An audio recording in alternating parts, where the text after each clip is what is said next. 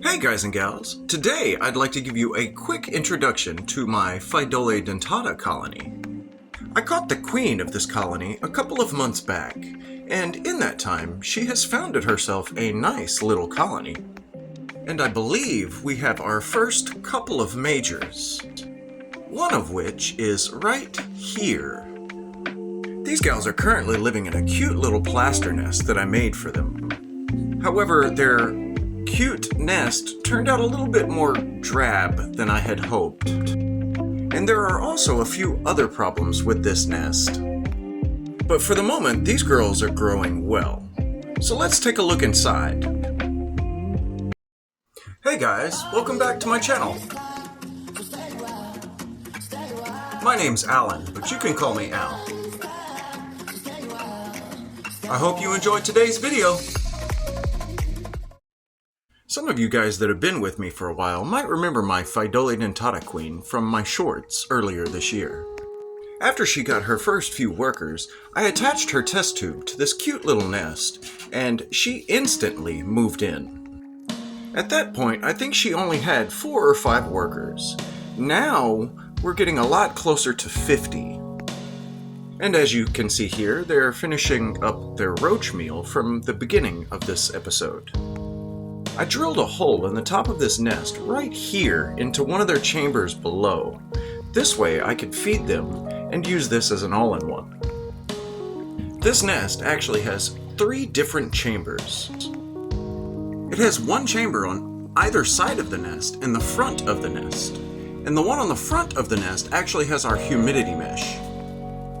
And then on the back of this nest I have the tubing and a water test tube and a sugar water test tube, which is green sugar water.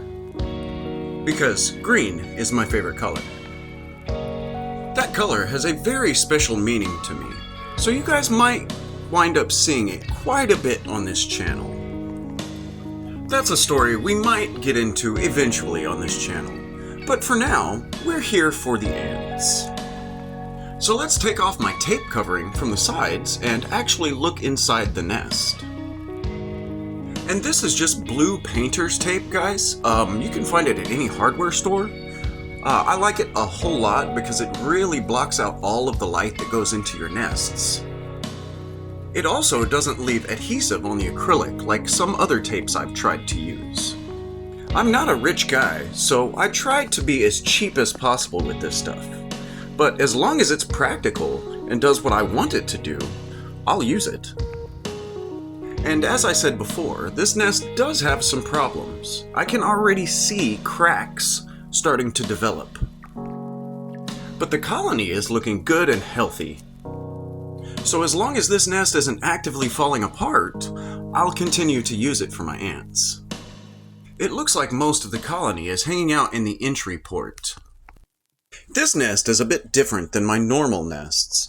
Normally I pour all of these chambers, but this one has a carved bottom and a poured top. This is likely the reason for the cracks that I'm seeing in the plaster. I like to experiment as much as I possibly can with these nests, just to see what I'm capable of and what works and what doesn't. I can say though that I do like the carved chamber a little better, because I can determine the depth of the chamber a little bit easier than I can when pouring them with sand. If you'll notice, my Pheidole dentata colony this year is much closer to the acrylic and much easier to view than it was last year in the larger chambers, such as this chamber. This is also the only chamber with the humidity mesh. I'm very happy with how the carved chambers turned out. They look very nice. The thing I like least about the carved chambers, however, is the same thing I like least about my hands. You see, I have a terrible tremor in my hands, which causes me to shake really hard. Not all of the time, but a lot of the time. So I've wound up scratching the acrylic on this nest while I was carving it. But imperfect or not, I'll still use this nest, since it's housing them rather well, and they seem to like it. So what do you guys think about the nest and the colony? Should I make them a better setup, or should I just leave them in here? Please let me know what you guys think in the comments below. And thank you so much for watching.